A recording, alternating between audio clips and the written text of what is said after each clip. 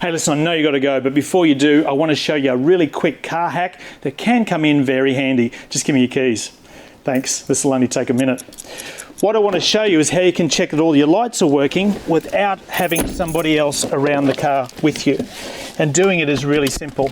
I just put the key in the ignition and flick it to accessory, and then I'm just going to use the garage walls and also the roller door to actually check those reflections. So by doing that, just flick on the headlights. I can see by the reflection or the glow that those lights are working really well. Flick onto high beam and I can see that back there as well.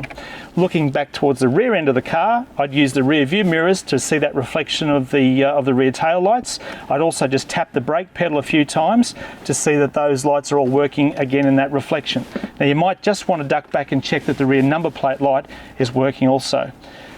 Now to check the indicators, again really simple. I just flick on the hazard lights and all I'm doing is looking for that reflection from those amber lights in all four corners of the garage or the shed to make sure that they're all working perfectly as well.